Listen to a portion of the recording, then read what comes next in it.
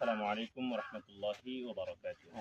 শুকরিয়া আদায় করছি মহান রব্বুল আলামিনের, যিনি আমাদেরকে একটি গুরুত্বপূর্ণ কাজ মসজিদ নির্মাণের মতো একটি কাজে অংশগ্রহণ করার সুযোগ করে দিয়েছেন। আলহামদুলিল্লাহ। আমাদেরকে একটু জানাবেন, যিনি মসজিদের জায়গা দান করেছেন তার বিষয়ে কোরআন হাদিসে কি আছে, মূলত এই বিষয়ে একটু জানাবেন। আপনি শুরুতে যেটা বলেছেন, আল্লাহ রাব্বুল আলামিন কোরআন কারীমের সূরা তাওবার 18 নম্বর আয়াতে বলেছেন, ইন্নামা ইয়ামুরু মাসাজিদাল্লাহি মান আমানা বিল্লাহি ওয়াল ইয়াউমিল আখির ওয়া আকামাস সালাতা ওয়া আতাজ যাকাতা ওয়া লাম ইয়াখশা ইল্লাল্লাহ ফাআসা উলাইকা আন ইয়াকুনু মিনাল মুহতাদিন। যুগে যুগে আমরা জানি নবী রাসূলগণ, সাহাবায়ে কেরামগণ, আল্লাহওয়ালা, মুত্তাকী, পরহেজগারগণ সবাই চেষ্টা করেছেন হেদায়েতের উপরে থাকার জন্য।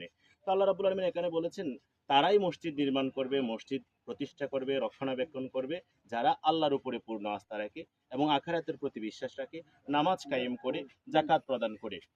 এগুলো আদায় করার জন্য, এগুলো প্রতিষ্ঠার জন্য কাউকে ভয় করবে না, একমাত্র আল্লাহর ভয় তার মনের ভিতরে সঞ্চারিত হবে। সুতরাং তিনি এবং তারা যারা মসজিদ রক্ষণাবেক্ষণ করবে, তারা হেদায়েতের উপরে প্রতিষ্ঠিত হবে।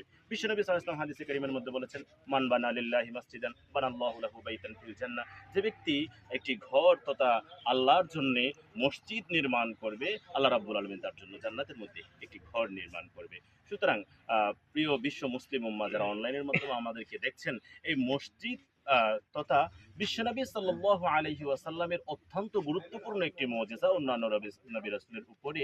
সেটি হচ্ছে আল্লাহ রাব্বুল আলামিন পুরা পৃথিবীর পুরা জমিকে যখন কোনো মুসলমানের জন্য নামাজের সময় হবে, নামাজের জন্য উন্মুক্ত করে দিয়েছেন। এটা বিশ্বনবীর মুজিজা। ও জুইলাত লিয়াল আরদু কুল্লাহা মাসজিদান ওয়া তাহুরা। আমি পুরা জমিনকে নামাজের জন্য পবিত্র করে দিয়েছি, উন্মুক্ত করে দিয়েছি।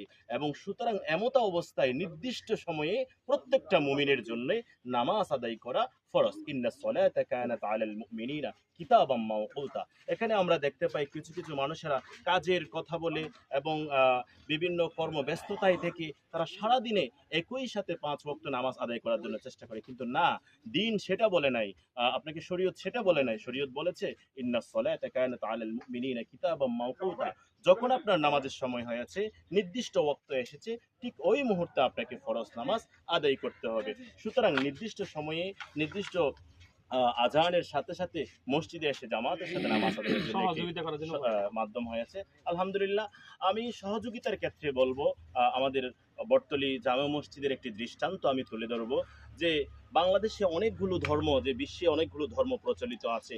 কোনো ধর্মীয় উপাসনালয়, কোনো প্রার্থনালয়, কোনো গির্জা, কোনো মন্দির, কোনো ক্ষেত্রে আজকে মসজিদের জন্য যেভাবে রাস্তায় দাঁড়িয়ে টাকা পয়সা উত্তোলন করা হয়, সেভাবে টাকা কালেকশন করা হয় না, তোলা হয় না। আমরা যেভাবে দেখি আজকে আমাদের মুসলমানদের ধর্মীয় যে উপাসনালয় অর্থাৎ ইবাদতের মসজিদের পাশাপাশি তাদের বাড়িঘরগুলো যেভাবে উন্নতভাবে লক্ষ কোটি টাকা ব্যয় করে তৈরি করা হচ্ছে, ঠিক সেভাবে আন্তরিকতা দিয়ে, ভালোবাসা দিয়ে 1 টাকা 2 টাকা আজকে মানুষের ধারে ধারে যেন যেতে না হয়, সেভাবে তারা লক্ষ টাকা তাদের একটা উল্লেখযোগ্য অংশ তারা দান করে এই মসজিদের জন্য সহযোগিতা করবে। আমি সেটা আশা করব এবং সকলের সাথে একাত্মতা কামনা করছি, সহযোগিতা কামনা করছি। আসসালামু আলাইকুম ওয়া রাহমাতুল্লাহ। আমাদের প্রবাসী সমিতির আসসালামু আলাইকুম ওয়া রাহমাতুল্লাহি ওয়া বারাকাতুহু। সম্মানিত এলাকাবাসী, আমি এমন কোনো কিছু বলবো না, একটা কথা কোরআন আয়াতের মধ্যে পেয়েছি, সেটা আমি আপনাদের সামনে উল্লেখ করব। আউযু বিল্লাহি মিনাশ